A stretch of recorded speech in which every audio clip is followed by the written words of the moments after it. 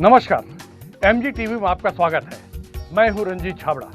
आइए चलते हैं खबरों की ओर। अकलतरा विधायक और रायपुर संभाग भाजपा संगठन प्रभारी सौरभ सिंह ने विवेकानंद कॉलोनी स्थित जिला भाजपा कार्यालय में पत्रकार वार्ता लेकर राज्य की भूपेश बघेल सरकार को झूठ और लूट पर आधारित राज्य बताते हुए अगले विधानसभा चुनाव में विदाई के संकेत दिए।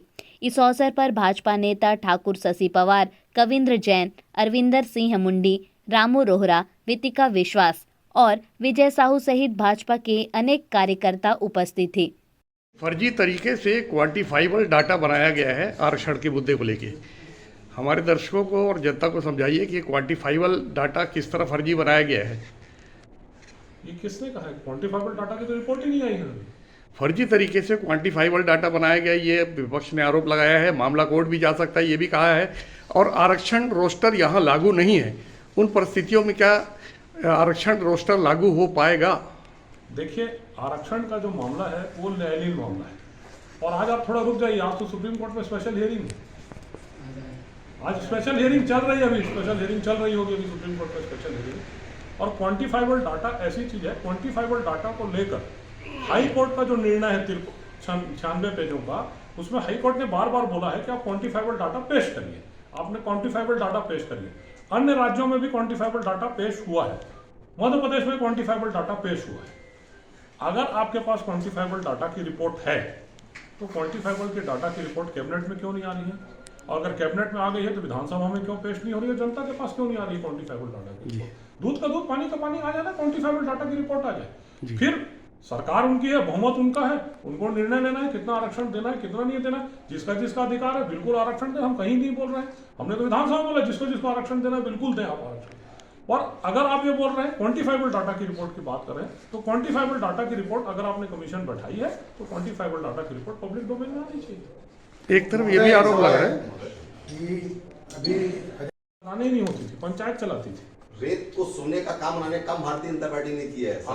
आपका ये बोलना है भारतीय जनता पार्टी की सरकार, भारतीय जनता पार्टी की सरकार तो पंचायत को देख रखी थी। ठेका ही नहीं होता था भारतीय जनता पार्टी। घोषित तौर पे ठेके तो घोषित तो जैसा आपने मेरे को बोला कि आपके पास कोई प्रमाण था, मैंने प्रमाण के साथ बता दिया हमने कहां पर उठाया। अब आप अपने तरफ से बोल सकते हैं कि रेत का काम इसने किया, ये किया। वो ठेका किसने किया? भारतीय जनता पार्टी की सरकार ने ठेका नहीं दिया। ठेका आपने, कांग्रेस की सरकार ने। दूसरा एक माइनिंग की बात की आपने बोला तो मैं बोलता रहा हूँ। भारतीय जनता पार्टी की सरकार ने ठेका नहीं दिया। भारतीय जनता पार्टी की सरकार के समय पंचायत उसको चलाती थी, पंचायत का अधिकार क्षेत्र था।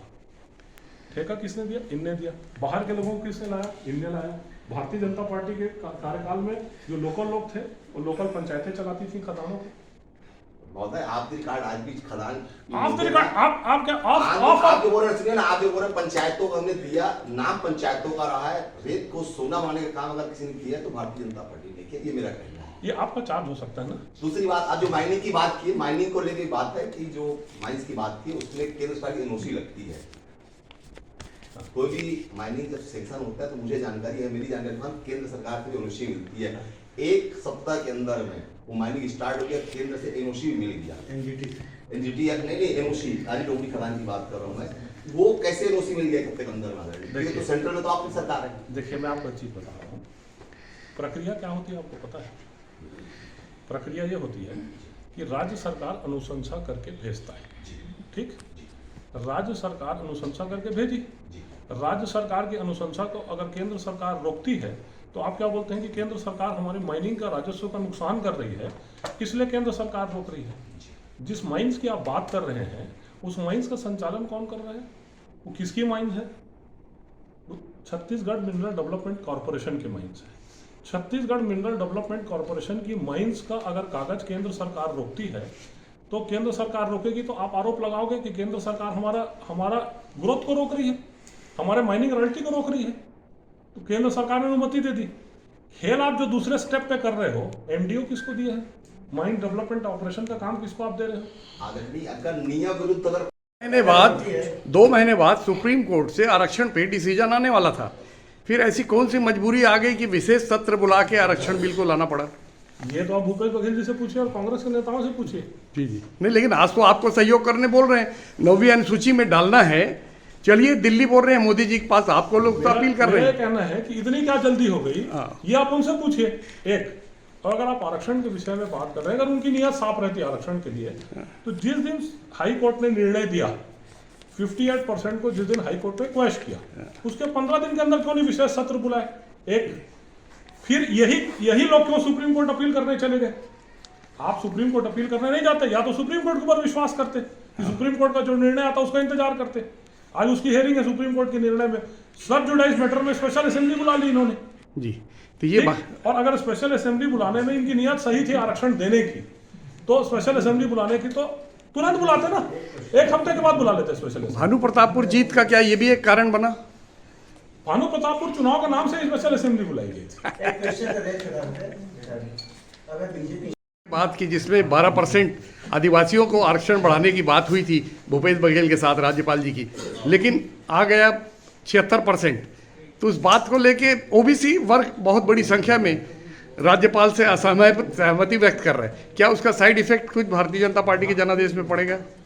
देखिए, अभी चुनाव के लिए 10 महीने हैं, देखते जाइए राजनीति किस किस करवट बदलती है।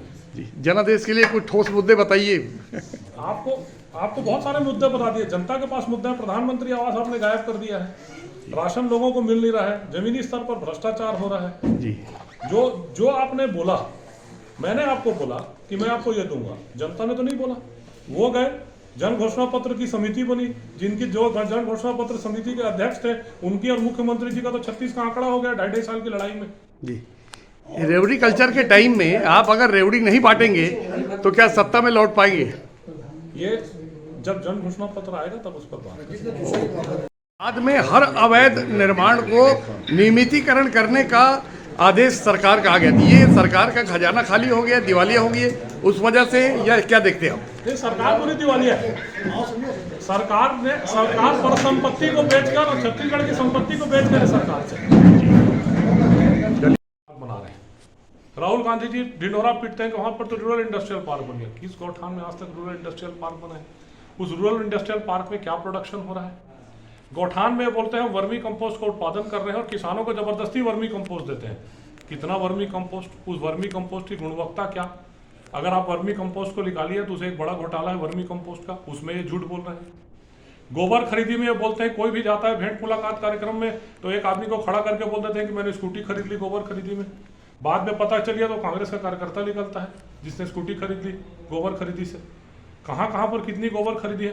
टोटल जितनी इन्होंने गोबर खरीदी की है, उस गोबर खरीदी और वर्मी कंपोस्ट का अगर कैलकुलेशन निकालें तो कैलकुलेशन कहीं पर सही नहीं है।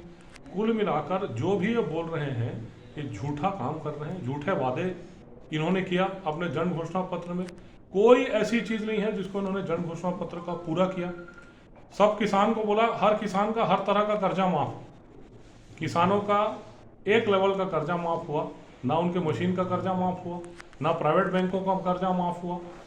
सिर्फ जो ग्रामीण बैंक का कुछ और कृषि जो कोऑपरेटिव बैंक का कर्जा था वही कर्जा माफ हुआ। तो हर जगह पर इन्होंने एक झूठ का पुलिंदा खड़ा किया हुआ है, झूठ की एक इमारत खड़ी की हुई है जिसको ये बोलते हैं कि ये छत्तीसगढ़ मॉडल ऑफ डेवलपमेंट है, जिसको ये बोलते हैं भूपेश मॉडल ऑफ डेवलपमेंट है, कांग्रेस मॉडल ऑफ डेवलपमेंट है। इसको पुलिंदा बना के रखा हुआ है। हिमाचल प्रदेश जाते हैं तो वहाँ झूठ का पुलिंदा खेलते हैं, बोलते हैं हमने ऐसी व्यवस्था की है कि रोड पर गाय नहीं होंगी। हिमाचल के लोगों को हमने कहा कि आप थोड़ा आके देख लीजिए छत्तीसगढ़ में क्या गाय का हालत है, कितनी गाय रोड पर हैं, कितने किसान परेशान हैं गायों से। तो इस तरह का इनका झूठ का पुलिंदा है।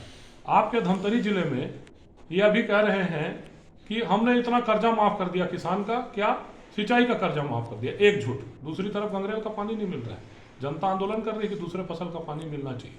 इन्होंने झूठ बोला कि हम रबी फसल की धान खरीदी करेंगे, किसी से रबी फसल की धान खरीदी नहीं की आज तक। इन्होंने झूठ बोला कि हम कोदो कुटकी यह खरीदेंगे, सब तरह का प्रोडक्शन खरीदेंगे किसान का, कोई प्रोडक्शन नहीं खरीदा। तो ये एक झूठ की इमारत खड़ा करके रखे हैं और झूठ की इमारत के पीछे जो असली कहानी है वो लूट की कहानी है। लगातार लूट का प्रक्रिया जारी है। आज तक ऐसा नहीं हुआ 300 से 400 करोड़ की वैल्यू की प्रॉपर्टी को सीज किया गया ईडी ने। और किससे सीज किया है? चलिए अब मैं व्यापारियों का नाम छोड़ देता हूं। आईएएस अधिकारी की प्रॉपर्टी सीज हो रही है।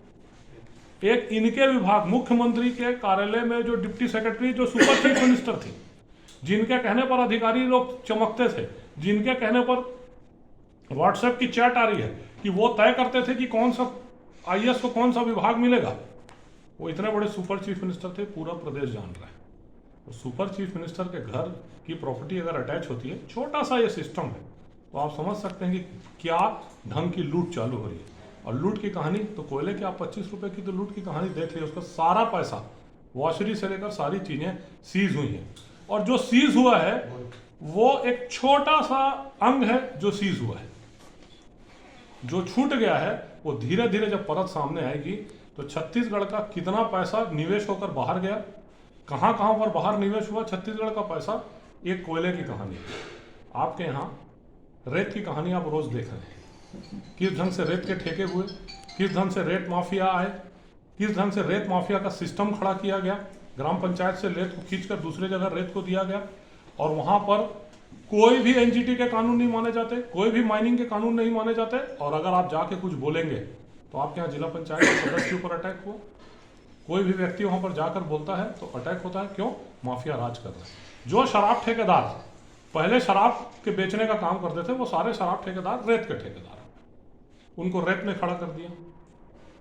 जमीन का जो हालत है, जो जमीन के माफियागिरी है, तो आज अगर आप सुरक्षित हैं, प्रदेश की जनता ये सुबह शाम देखती है भुइयां में कि मेरी जमीन कहीं उड़ के गायब तो नहीं हो गई, मेरी जमीन को विलोपित तो नहीं कर दिया गया।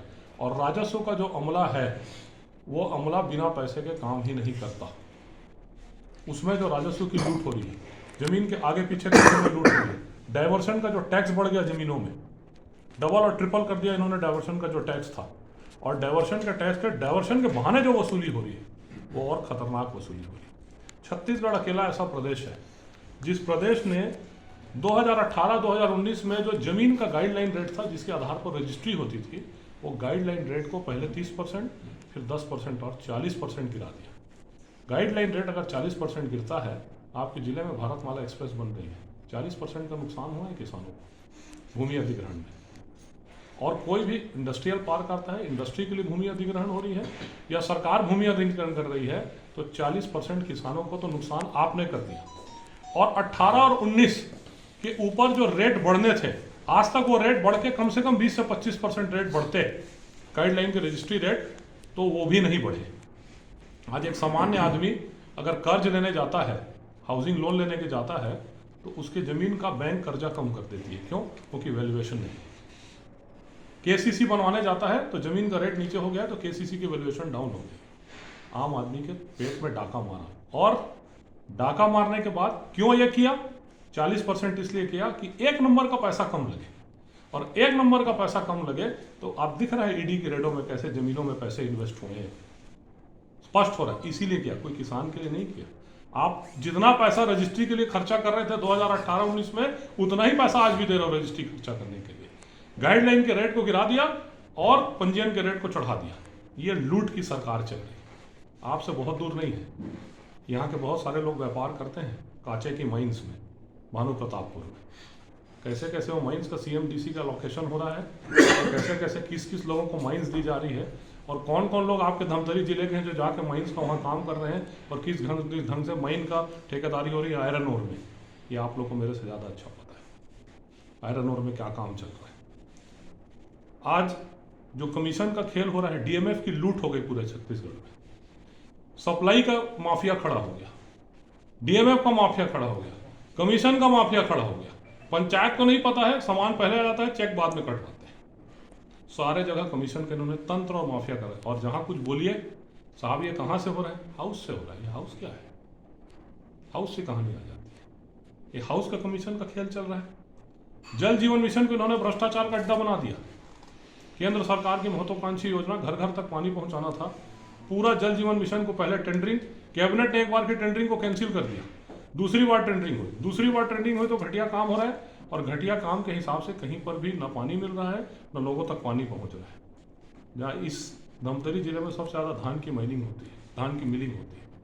तो धान की मिलिंग में क्या क्या खेल हो रहा है, किस किस ढंग से कहानियाँ चल रही हैं, रेट तो यहाँ पर नहीं बोलूँगा, पर विधानसभा में बोलूँगा क्या रेट चल रहा है और किस ढंग से धान की वो हो रही है। सेंट्रल गवर्नमेंट सबसे ज़्यादा चावल खरीद रही है यहाँ से, और आज तक माननीय मुख्यमंत्री जी ने और उनके खाद्य मंत्री जी ने धन्यवाद तक नहीं दिया कि आप हमारा धान खरीद के छत्तीसगढ़ की जनता की मदद कर रहे हैं, छत्तीसगढ़ के किसानों की मदद कर रहे हैं।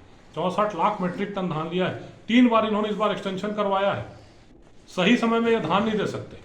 अभी धान की जो पॉलिसी हो रही है, जिस जिले में धान है, धमतरी जिले में, जांजगीर चांपा जिले में जहां पर धान है, वो धान का को वहां का धान को ना उठाकर 250 किलोमीटर से धान लेके आओ बोल रहे हैं। और 250 किलोमीटर से धान क्यों लेकर आ रहे हैं? फिर ट्रांसपोर्टिंग में कुछ खेल करने के चक्कर में। तो इस ढंग से पूरा ये कमीशन का मामला चल रहा है। केंद्र सरकार ने 5 किलो गरीब कल्याण योजना का चावल दिया, अतिरिक्त चावल, तो चावल का घोटाला आ रहा है। एक FIR अभी हुआ है, लगातार FIR होने चालू होंगे। 5 किलो चावल कहाँ का रही है? दबा किसका गला रहे हैं? दबाव समिति जो नीचे पर दुकान चला रहे हैं उनको दबाव दे रहे हैं। आपने ऑनलाइन अलॉटमेंट ही नहीं दिया तो कैसे होगा? जिले के लेवल पर ही आप भ्रष्टाचार कर दिए।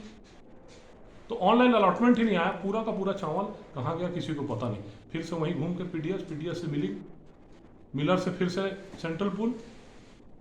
इस ढंग से पूरा सिस्टम छत्तीसगढ़ में दिखा ये रहे हैं लूट, कर रहे हैं लूट, बोल रहे हैं झूठ और जनता को ठग रहे हैं। ये भूपेश बघेल की सरकार चल रही है। ये तो एक आपको मैं उदाहरण दे रहा हूं। इसके एक एक सिरे से किसी भी विभाग को आप उठा लीजिए, छोटे से छोटे विभाग को उठा लीजिए, विभागों में जो भ्रष्टाचार हो रहा है और विभाग में जो अधिकारी और कर्मचारी निरंकुश हो गए, इनका कहीं पर कोई दबाव नहीं है, कोई काम समय पर नहीं हो रहे हैं, सड़कें नहीं बन रही हैं, सारे सड़कों पे गड्ढे हैं, पैसा नहीं है एक, और अगर पैसा है तो इनके पास कार्य करने की शक्ति नहीं है, कार्य करने की इच्छा नहीं है। सबसे बड़ा घोटाला अगर कहीं पर हुआ है तो किसमें हुआ है? माइनिंग विभाग में। और माइनिंग विभाग का मंत्री कौन है? भार साधक मंत्री माननीय मुख्यमंत्री जी है। तो या तो मुख्यमंत्री जी को ज्ञान नहीं था कि उनके पीठ के पीछे क्या हो रहा है, तो दुर्भाग्यपूर्ण बात है। और माननीय मुख्यमंत्री जी को अगर ज्ञान था और संज्ञान था और ये सारा कुछ हो रहा था, तो छत्तीसगढ़ की जनता को समझने की बात है कि क्यों उनकी संपत्ति को, क्यों ये खनिज संपदा जो छत्तीसगढ़ की धरती और आने वाली पीढ़ी की संपत्ति है, उस संपत्ति को लूट के क्या इसका खेल किया जा रहा था। जी, आप बता रहे झूठ की नींव पे सरकार खड़ी है। 2500 रुपये धान का मूल्य दे रहे हैं, 2800 रुपये देने का वादा हुआ है। तो क्या लगता है फिर एक बार झूठ बोलने वाले हैं किसानों से? नहीं, वो तो कुछ भी बोल देंगे। देखिए, जब किसी को प्रॉमिस करके कुछ देना नहीं है, पहले तो वादा हुआ है। वादा तो बहुत होता है, वादा कि तुम्हें पुलिंदा निकालूंगा, तो कोई वादा पूरा नहीं हुआ है। और अगर किसानों को देना था तो आप जब समर्थन मूल्य सेंट्रल गवर्नमेंट बढ़ा रही है तो आप भी अपने मूल्य को बढ़ाना चालू करते। आप किसान सम्मान निधि में क्यों आ गए? और अगर देना है तो दे के तो बताएं, दे तो हम माने। बोलने के लिए तो कुछ भी बोल देंगे, वोट पाने के लिए कुछ भी बोल दिया, उन्होंने नियमितीकरण कर देंगे, लाख कर्मचारियों को बोल दिया, महिलाओं का कर दिया। यहां तक इन्होंने किया है कि रेडी टू ईट फूड जो महिलाओं के सप्लाई होता था, उस सप्लाई को हटाकर दिल्ली की एक कंपनी को दे दिया, बीज विकास निगम के साथ टाई अप करके। ये बीज विकास निगम टाटा सन्स हो गया, हर तरह का काम कर रहा है बीज विकास निगम, सारे सप्लाई का काम बीज विकास निगम करता है। और बीज विकास निगम में कौन बैठे हैं? वही लोग बैठे हैं बीज विकास निगम में जिनका दामाद ईडी में जेल में अंदर है, वही अध्यक्ष है बीज विकास निगम में। इस तरह का काम ये कर रहे हैं। बिहार का तजुर्बा देखने के बाद भी क्या आप चाहेंगे कि वादे के अनुसार राज्य में शराबबंदी हो? देखिए, शराबबंदी इन्होंने प्रॉमिस की थी, भारतीय जनता पार्टी ने अपने वादे में नहीं किया था शराबबंदी। शराबबंदी का वादा कांग्रेस की सरकार में था, कांग्रेस की घोषणा पत्र में था। अभी लेते हैं एक छोटा सा ब्रेक। आप देखते रहिए MGTV, क्योंकि खबरों का सिलसिला यहाँ थमता नहीं।